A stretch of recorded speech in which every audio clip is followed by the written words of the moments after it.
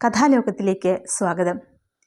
വിനോദസഞ്ചാരികൾ വലിച്ചെറിഞ്ഞ ഒരു കുപ്പിച്ചില്ല് തറഞ്ഞുകയറി അതീവ ഗുരുതരാവസ്ഥയിലായ ഒരു പിടിയാനയെ അതിസാഹസികമായി രക്ഷപ്പെടുത്തുന്ന ഒരു ഡോക്ടർ. വർഷങ്ങൾക്ക് ശേഷം അതേ അവസ്ഥയിലായ ഒരു കുട്ടിയാന തൻ്റെ അമ്മയെ രക്ഷപ്പെടുത്തിയ ഡോക്ടറുടെ അരികിലേക്ക് കിലോമീറ്ററുകൾ താണ്ടി എത്തുന്നു. ജീവിതത്തിൻ്റെ പൊരുൾ പാരസ്പര്യത്തിലാണെന്ന് നമ്മെ ഓർമ്മിപ്പിക്കുന്ന കഥയാണ് ജയമോഹൻ്റെ ആന ഡോക്ടർ. കഥയിലെ ഡോക്ടർ പറയുന്നത് പോലെ ആനകൾ ജീവിക്കുന്നത് കുറച്ചുകൂടി വലിയ ലോകത്തിലാണെന്ന് നമ്മെ ഓർമ്മപ്പെടുത്തുന്നുണ്ട് ഈ കഥ. ആ കഥ നമുക്കൊന്ന് കേൾക്കാം. ആന ഡോക്ടർ. ജയമോഹൻ. 10 മണിക്ക് ഞാൻ ഉറങ്ങാൻ കിടന്നു. ഉറക്കം വരില്ല എന്നായിരുന്നു കരുതിയത്.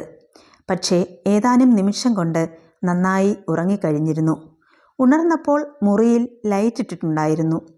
ഡോക്ടർ കോട്ടിടുകയായിരുന്നു. എന്താണ് ഡോക്ടർ എന്ന് ഞാൻ ചോദിച്ചു. പുറത്ത് ആനയുടെ ശബ്ദം കേൾക്കുന്നു. ചൂരു നോക്കുമ്പോൾ ഇവിടെയുള്ള ആനയല്ല എന്നാണ് തോന്നുന്നത്. ഞാനും എഴുന്നേറ്റ് എൻ്റെ സ്വെറ്റർ എടുത്തിട്ടു. കാട്ടാനകളാണോ? ഡോക്ടർ ടോർച്ച് ലൈറ്റ് തെളിച്ചു നോക്കി. പൊതുവെ ഈ വഴിക്ക് കാട്ടാനകൾ വരാറില്ല. ഇവിടെ സെൽവയുടെ ചൂരുണ്ട്. എന്തോ കാരണമുണ്ട്. ഡോക്ടർ ഗംബൂട്ടുകൾ എടുത്തിട്ട് കതക് തുറന്ന് പുറത്തിറങ്ങി. പുറത്തുനിന്ന് വെള്ളച്ചാട്ടം പോലെ തണുത്ത കാറ്റ് അകത്തേക്ക് വന്നു. ഇരുട്ട് വലിയ കറുത്ത തിരശീല പോലെ തൂങ്ങിക്കിടന്നു. പുറത്തിറങ്ങിയപ്പോൾ ഞാൻ നക്ഷത്രങ്ങളെ കണ്ടു. കറുത്ത തിരശീലയിലെ സുഷിരങ്ങൾ. പിന്നെ കറുപ്പിൽ കറകൾ പോലെ രൂപങ്ങൾ തെളിഞ്ഞു. അവ മുഴുത്ത് കാട്ടിൻ്റെ വിളുമ്പായി, മരങ്ങളായി, ചില്ലകളും ഇലകളുമായി. പിന്നിൽ ആകാശം ചാരനിറത്തിൽ തെളിഞ്ഞു. ഡോക്ടർ അതിനിടയ്ക്ക് ആനകളെ കണ്ടു കഴിഞ്ഞിരുന്നു. ചെറിയ കുട്ടിയാണല്ലോ എന്ന് പറഞ്ഞു. എവിടെ എന്ന് ഞാൻ ചോദിച്ചു. 2 വയസ്സ് എന്ന് അദ്ദേഹം ചൂണ്ടിക്കാട്ടിയ ദിക്കിലേക്ക് ഞാൻ സൂക്ഷിച്ചു നോക്കി. എൻ്റെ മാറോളം പൊക്കമുള്ള ആനക്കുട്ടിയെ ഇരുട്ടിൻ്റെ ഉള്ളിൽ ഇരുട്ടിൻ്റെ ചലനമായി ഞാൻ കണ്ടു. ഈ പ്രായത്തിൽ കുട്ടി ഒറ്റയ്ക്ക് വരാറില്ലല്ലോ എന്ന് ഞാൻ പറഞ്ഞു. ഡോക്ടർ അടുത്തേക്ക് നടന്നു. ഇരുട്ടിൽ വിളക്ക് തെളിച്ചാൽ പിന്നെ കണ്ണു കാണാതെയാവും. അതുകൊണ്ട് കണ്ണു മിഴിച്ചു നോക്കി ഞങ്ങൾ നടന്നു. അല്പസമയത്തിനുള്ളിൽ നിലത്തെ ഉരുളൻ കല്ലുകളുടെ മിനുസവും ഇലകളുടെ എണ്ണത്തിളക്കവും കണ്ടു തുടങ്ങി. ആനക്കുട്ടി പതുക്കെ അമറിക്കൊണ്ട് തുമ്പിക്കൈ നീട്ടി മണം പിടിച്ചു. ഈസി ഈസി എന്ന് ഡോക്ടർ പറഞ്ഞു. കൈ രണ്ടും മുന്നിൽ നീട്ടി അദ്ദേഹം അതിൻ്റെ അടുത്തേക്ക് നടന്നു. ആനക്കുട്ടി തലയാട്ടി ജേഴ്സി പശു കരയുന്ന ഒച്ചയിൽ ചിഹ്നം വിളിച്ചു. കാലിൽ വ്രണമുണ്ട് എന്ന് ഡോക്ടർ പറഞ്ഞു. ഡോക്ടർ അടുത്തേക്ക് ചെന്നപ്പോൾ തുമ്പിക്കൈ നീട്ടി അദ്ദേഹത്തെ തൊട്ടു. അതിൻ്റെ ദേഹം ഉലയുന്നത് കണ്ടു. ഡോക്ടർ എന്നോട് നിന്നോളൂ എന്ന് പറഞ്ഞിട്ട് അതിൻ്റെ അടുത്തു ചെന്ന് നിന്ന് കാതിൽ പിടിച്ചു. തിരകളിലെ തോണി പോലെ അതിൻ്റെ ശരീരം ഉലഞ്ഞാടി. തുമ്പിക്കൈ അസ്വസ്ഥമായി പുളഞ്ഞു. അദ്ദേഹം അതിൻ്റെ മുഖത്ത് തൊട്ടപ്പോൾ തുമ്പിക്കൈ അദ്ദേഹത്തിൻ്റെ തോളിൽ വീണ് മലമ്പാമ്പ് പോലെ വഴുതിയിറങ്ങി. വരൂ എന്നെന്നെ ഡോക്ടർ വിളിച്ചു. ഞാൻ അടുത്തേക്ക് ചെന്നു. അദ്ദേഹം ആ കുട്ടിയാനയുടെ നെറ്റിയിലും ചെവിയിലും തട്ടി സാന്ത്വനപ്പെടുത്തി. അത് തുമ്പിക്കൈ വളച്ചു നീട്ടി എന്നെ തൊട്ട് പരിശോധിക്കാൻ ശ്രമിച്ചു. ഇവനെ ഒന്ന് കിടത്തണം, എന്താണ് പ്രശ്നമെന്ന് നോക്കണം. നീ പോയി എൻ്റെ പെട്ടി എടുത്തുകൊണ്ട് വാ. ഡോക്ടറുടെ വിളിയിലെ അടുപ്പം ആ സമയത്ത് പോലും എനിക്ക് മനസ്സിലായി. നാവുകൊണ്ട് ബാറ്ററിയെ തൊട്ടതുപോലെ ഒരു ചെറിയ മധുരം. പുഞ്ചിരിച്ചുകൊണ്ട് ഞാൻ അകത്തു പോയി മരുന്ന് പെട്ടിയെടുത്ത് തിരികെ വന്നു. ഡോക്ടർ കെ ആനയുടെ വായിലെ ചുവന്ന ഭാഗത്ത് സൂചിയുടെ മുന എറിഞ്ഞു തറപ്പിച്ചതിന് ശേഷം പമ്പ് പിടിപ്പിച്ച് മരുന്ന് കടത്തി. കുറേ സമയം അത് അസ്വസ്ഥമായി ആടിക്കൊണ്ടിരുന്നു. കുട്ടിയാനകൾ എന്തിനാണ് തുമ്പിക്കൈ 2 കാലിൻ്റെ നടുക്കും മുൻപോട്ടുമായി ഊഞ്ഞാലാടിക്കുന്നത് എന്ന് ഞാൻ ചിന്തിച്ചു. ഇടയ്ക്ക് എന്നെ ഒന്ന് തൊട്ടു നോക്കിയാൽ കൊള്ളാമെന്നും അത് ശ്രമിച്ചു. തുമ്പിക്കൈ കുഴഞ്ഞ് തളരുന്നത് കണ്ടു. കാതുകളുടെ അനക്കം നിലച്ച് പിന്നെയും തുടങ്ങി. കാലു തെറ്റി വീഴാൻ പോയി.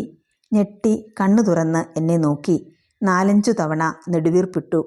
തുമ്പിക്കൈ നിലത്ത് വീണ് ഊതി മണ്ണ് പറപ്പിച്ചു. പിന്നെ അത് പതുക്കെ മുട്ടുകുത്തിയിരുന്ന് വലതുവശത്തേക്ക് ചെരിഞ്ഞു വീണ് നിശ്ചലമായി. നീ പോയി 1 ബക്കറ്റ് വെള്ളം കൊണ്ടുവന്ന് അതിൻ്റെ കാതിലൊഴിക്ക്. കുട്ടിയാണ്, കാതു നിലച്ചാൽ തലയ്ക്ക് ചൂട് കയറിയേക്കും ഡോക്ടർ പറഞ്ഞു. ഞാൻ കുളിമുറിയിലേക്ക് ഓടി. ഞാൻ മടങ്ങി വന്നപ്പോൾ ഡോക്ടർ ആനയുടെ കാലുകൾ ശ്രദ്ധിച്ചു നോക്കുകയായിരുന്നു. ഞാൻ ആനയുടെ കാതുകൾ നനച്ചു. പിന്നെയും കുപ്പി തന്നെ, പക്ഷെ വലുതല്ല, പുണ്ണ് ചീഞ്ഞിട്ടുമില്ല.